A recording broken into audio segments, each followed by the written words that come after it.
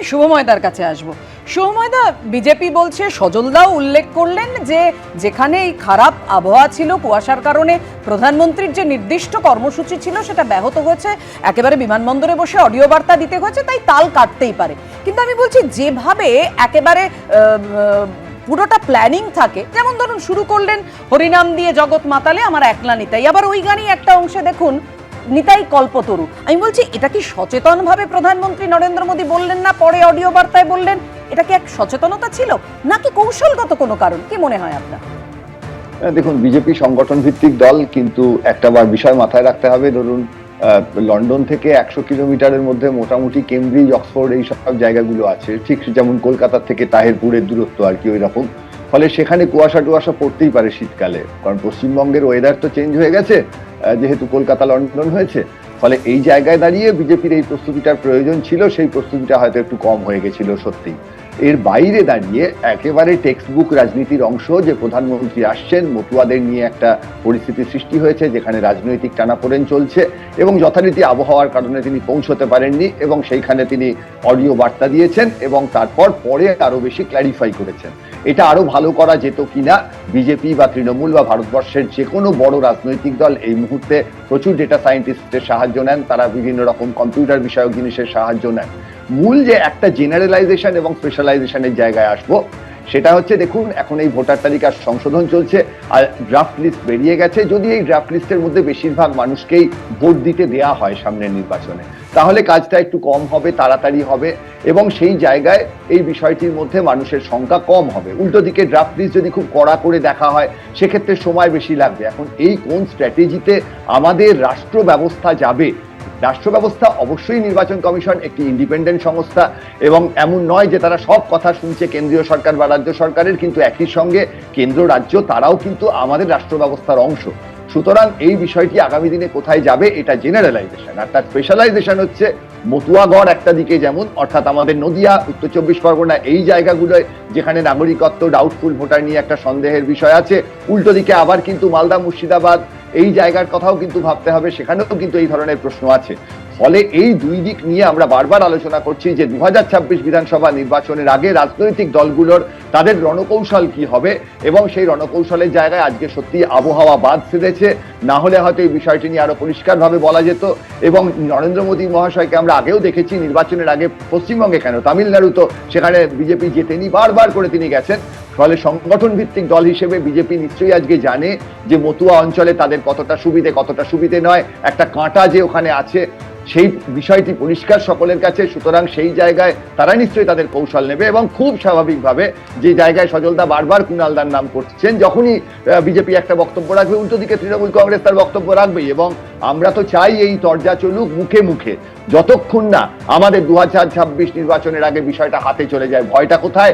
বাংলাদেশের যে পরিস্থিতি এই মুহূর্তে, যে হিংসার পরিস্থিতি, এর প্রভাব এই এসআইআর, সামনে আমাদের নির্বাচন এবং পশ্চিমবঙ্গে যে হিংসার রাজনীতি, সেই জায়গায় দাঁড়িয়ে আমাদের রাজ্যের ভোট যেন একটা সঠিক গণতান্ত্রিক পদ্ধতিতে শান্তিপূর্ণভাবে হয় এবং এই কাঁটাগুলো যাতে দূরে সরে যায়। একদিকে রাজনৈতিক দলগুলোর কাঁটা যেমন, উল্টো দিকে আমাদের পদ্ধতিগত কাঁটা, রাষ্ট্রের কাঁটা, নির্বাচন কমিশনের কাঁটা। আমরা একটা সুষ্ঠু স্বাভাবিক নির্বাচন দেখতে চাই এবং চাই রাজনৈতিক বড় বড় নেতারা আসুন পশ্চিমবঙ্গে, তারা তাদের রাজনৈতিক মতামত রাখুন। আজকের ঘটনাটা ঘটতে পারেনি কোনো কারণে আবহাওয়ার জন্য। একদম, মানে সৌম্যদা বলছেন সুষ্ঠু স্বাভাবিক নির্বাচন দেখতে আমরা প্রত্যেকেই চাই, কিন্তু বাংলা মানেই জানি আমরা সেই অশান্তি, সে একটা কোথাও কাঁটা থেকেই যায়। এটা আমরা সত্যি বাংলা নির্বাচন বলেই দেখতে পাই।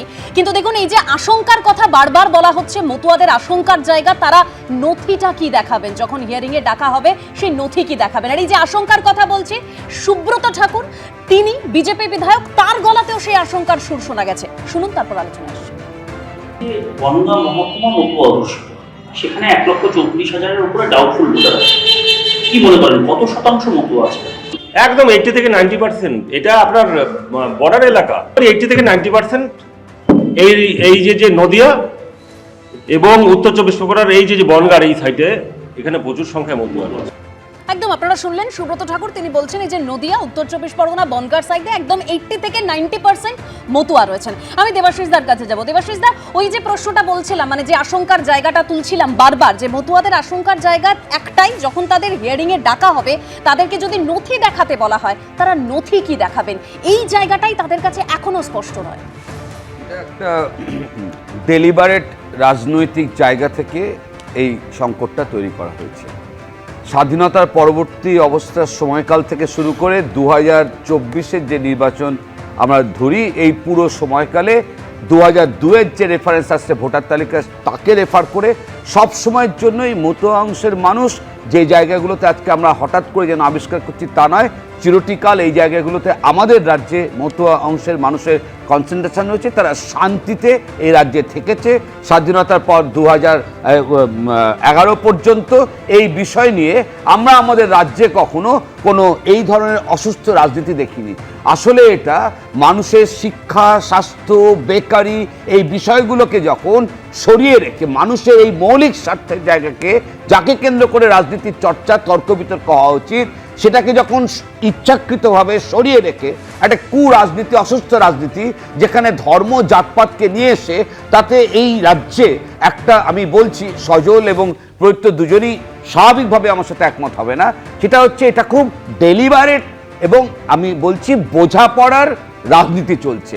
কারণ আমাদের রাজ্যে 2011 থেকে 2024-25 এই সময়কালে যদি মাননীয় প্রধানমন্ত্রী যখন এই রাজ্যে এসছেন এবং তিনি যখন বক্তব্য রেখেছেন, সেটা বিধানসভা নির্বাচন হতে পারে, সেটা লোকসভা নির্বাচন হতে পারে, তীব্রভাবে আক্রমণ হচ্ছে, প্রতি আক্রমণ হচ্ছে। কখনো কখনো এই আক্রমণ প্রতি আক্রমণগুলো আমাদের সাধারণ মানুষের ভালোও লাগে না, কারণ এই আক্রমণগুলোর মধ্যে কোথাও ব্যক্তি, দল, তীব্র হিংসা নিয়ে আক্রমণ করা হয়। কিন্তু পরবর্তী অবস্থায় যখন 1.5 দশক ধরে আমাদের রাজ্যের প্রায় সমস্ত ক্ষেত্রে চুরি ডাকাতি চলছে এবং রাষ্ট্র ব্যবস্থা সংগঠিতভাবে সেখানে বারবার জড়িয়ে পড়ছে, সুপ্রিম কোর্ট চলে যাচ্ছে, কি অসহায় দুর্বল কেন্দ্রের ব্যবস্থাপনা, ইডি, সিবিআই দেখা যায় কখনো ঘাট টপকাতে পারে না। আসলে এই যে দুর্নীতিকে কেন্দ্র করে যে সমস্ত তদন্তগুলো আমাদের এখানে কখনো কোর্ট সুপারভিশনে, কখনো আলাদা করে হয়েছে, তার কিন্তু কোনো সুরাহা মেলেনি।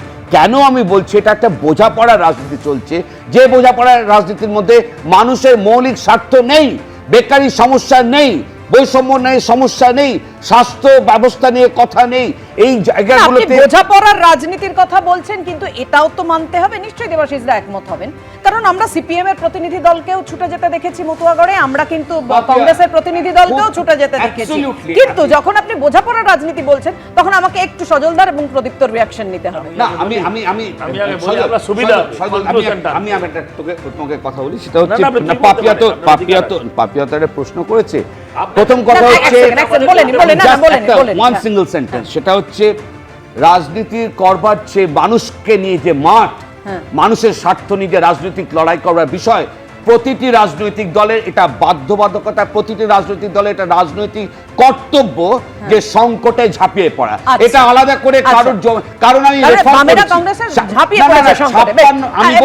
স্বাধীনতা থেকে শুরু করে 24 সাল পর্যন্ত এই জমিতে ভোট হয়েছে, কখনো এই চেহারা আমরা কখনো দেখি।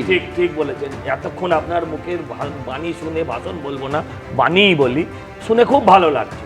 কিন্তু আমি প্রশ্ন করি, ঝাঁপিয়ে তো পড়লেন, ঝাঁপিয়ে পড়ে মতুয়াদের ঠাকুর বাড়িতে গিয়ে ঝাঁপিয়ে পড়ার কি দরকার ছিল?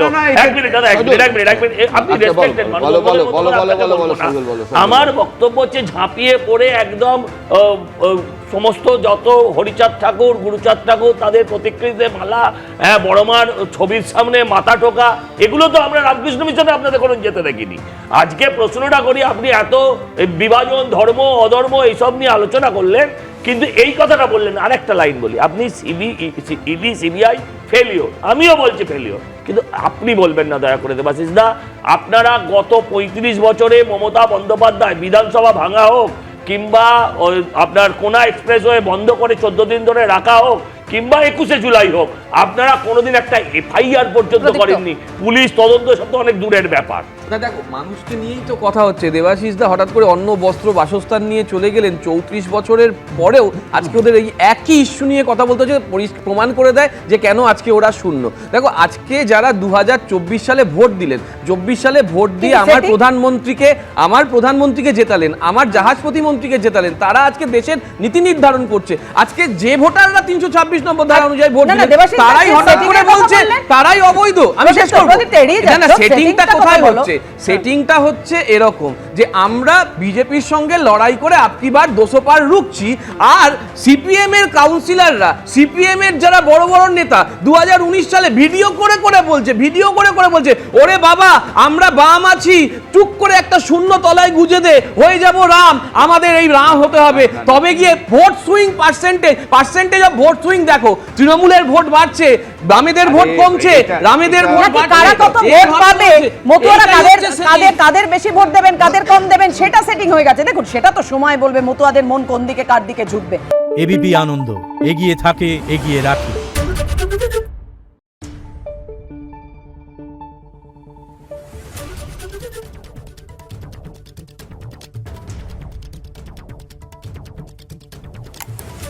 Thank you.